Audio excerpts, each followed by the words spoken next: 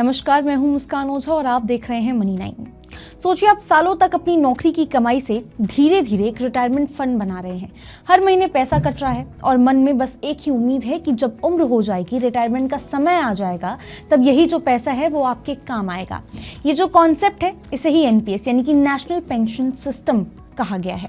ये एक long term retirement saving scheme है जिसमें लोग अपनी फ्यूचर लाइफ को सिक्योर करने के लिए इन्वेस्टमेंट करते हैं।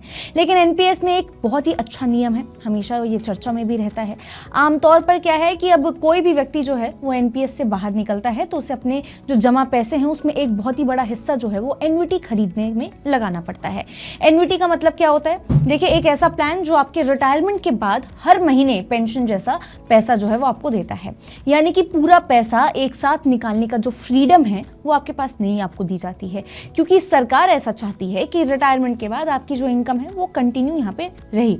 अब असली जो सवाल है वो यही है कि क्या कभी ऐसा हो सकता है कि अगर एनपीएस सब्सक्राइबर जो है वो अपना पूरा का पूरा पैसा यानी 100% कॉर्पस जो है वो विड्रॉ करना चाहे, एक साथ निकालना चाहे, तो फिर क्या ऐसा हो सकता है? पॉसिबल है, पॉसिबिलिटीज हैं कि निकाल सकता है।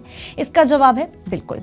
देखिए, सिर्फ कुछ खास ऐसे सिचुएशंस हैं जिसमें ये पॉसिबल है। ये सिर्फ पीएफआरडीए, ये जो नियम है जो हम आपको बताने जा रहे हैं, पीएफआरडीए यानी pension fund regulatory and development authority ने तय किए हैं। सबसे पहले जो यहाँ पे जो सिचुएशन है वो है रिटायरमेंट की। देखिए, जब सब्सक्राइबर की जो उम्र है 60 साल हो जाती है, 60 साल के बाद वो एनपीएस से एग्जिट करता है, तब 100% विड्रॉल अलाउड होता है। जब उसका जो टोटल एनपीएस कॉर्पस है 8 लाख या फिर उससे कम हो, तो ही आप इस केस में 100% विड्रॉल कर सकते हैं। पहले ये जो लिमिट थी 5 लाख थी, फिर पीएफआरडीए ने इसे बढ़ा करके 8 लाख तक कर दिया। यानी अगर किसी का एनपीएस कॉर्पस छोटा है तो उसे एन्युटी लेने की मजबूरी नहीं होगी, वो पूरा का पूरा जो पैसा है वो आराम से निकाल सकता है। लेकिन अगर रिटायरमेंट के समय में कॉर्पस जो है वो 8 लाख से पार जा चुका है, मतलब 8 लाख से ज्यादा है, तब नियम जो है थोड़े से यहाँ पे चेंज हो जाता है। सब्सक्राइबर किस कैटेगरी का है ये भी मैटर करता है। अगर सब्सक्राइबर नॉन गवर्नमेंट है और उसका कॉर्पस मान लीजिए कि 12 लाख से ज्यादा है, तो इस सिचुएशन में क्या होगा कि कम से कम 20% तक का जो अमाउंट है वो एन्युटी में आपको लगाना होगा और बाकी का जो पैसा है वो लमसम में आप निकाल सकते हैं। हालांकि इसमें एक और बात है, लमसम में निकाले गए जो अमाउंट है उसमें से सिर्फ 60% ही जो हिस्सा है वो टैक्स फ्री रहता है। वहीं अगर आप सब्सक्राइबर जो है, मान लीजिए कि वो गवर्नमेंट एम्प्लॉय है, तो उस केस में क्या है कि कॉर्पस मान लीजिए कि 12 लाख से ऊपर है तो उसे कम से कम 40% कॉर्पस एन्युटी में लगाना होगा और मैक्सिमम 60% लमसम यहाँ पे निकाल सकता है। अब दूसरी सिचुएशन पे चलते हैं। प्री मैच्योर एग्जिट करना हो, मतलब 60 साल व्यक्ति की उम्र नहीं हुई है लेकिन उसे अब एनपीएस छोड़ना वो चाह रहा है।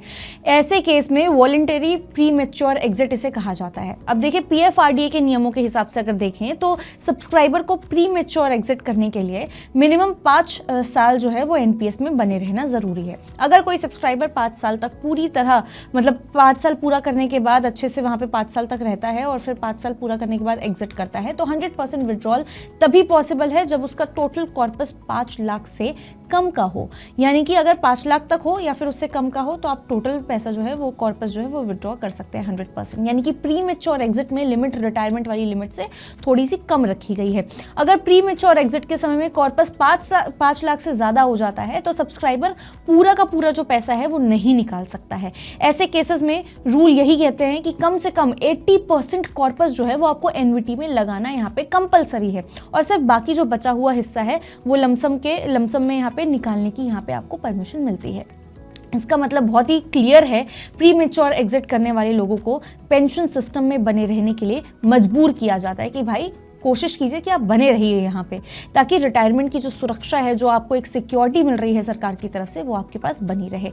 अब तीसरा और सबसे क्लियर सिचुएशन क्या है? देखिए, सब्सक्राइबर की मान लीजिए डेथ हो जाती है। अगर एनपीएस सब्सक्राइबर की मृत्यु हो जाती है तो ऐसे केस में कोई भी एन्युटी रूल लागू नहीं होता है।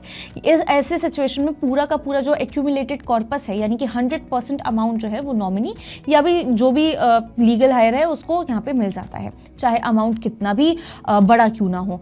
अब इसमें कोई भी अपर लिमिट सेट नहीं की गई है, नॉमिनी को एन्युटी खरीदने की ज़रूरत भी नहीं होती है।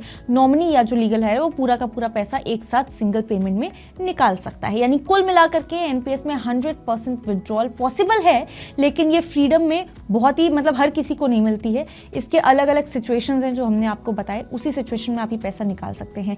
रिटायरमेंट के समय 8 लाख तक, प्रीमेच्योर में 5 लाख तक एग्जिट आप कर सकते हैं और डेथ केस में बिना किसी लिमिट के आप फुल जो विड्रॉल है वो आपको अलाउड है सरकार की तरफ से। बाकी आप इस बारे में क्या सोचते हैं, क्या कुछ है आपके थॉट्स, आप हमें कमेंट करके ज़रूर बता सकते हैं। तब तक के लिए देखते रहिए मनी 9। ग्लोबल संकेतों के दम पर कैसे खुलेंगे हमारे बाजार, क्या कह रही हैं खबरें और ब्रोकरी रिपोर्ट्स, किन शेयरों में बनेगा पैसा, बाजार खुलने के बाद क्या खरीदें, किन शेयरों को करें पोर्टफोलियो से बाहर, कैसा रहा बाजार का दिन भर का कारोबार, कैसे तैयार करें कल के बाजार की स्ट्रैटेजी। इन सब सवालों के जवाब जानिए मेरे साथ ओपनिंग बज और क्लोजिंग बज में इन वक्त पर सिर्फ मनी 9।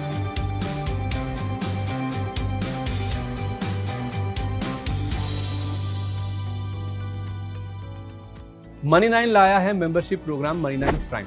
अब आपके दिमाग में कई सारे सवाल होंगे, मसलन आखिर क्या है ये मनी 9 प्राइम, आपके लिए यानी दर्शकों के लिए इसके क्या फायदे हैं, और एक बड़ा सवाल ये कि मनी 9 प्राइम से आखिर जुड़ना कैसे है। तो इसकी पूरी जानकारी हम आपको देने जा रहे हैं। मनी 9 प्राइम में 3 प्लान होंगे, इकोनॉमी, स्टैंडर्ड और वीआईपी। तो फटाफट ज्वाइन कीजिए यूट्यूब पर मनी 9 प्राइम। ज्वाइन करने के लिए मनी 9 के यूट्यूब पेज पर जाइए, होम पेज पर मिलेगा ज्वाइन बटन, इसे क्लिक करें, अपनी पसंद का प्लान चुनें और बस हो गया, अब आप रहेंगे सबसे आगे।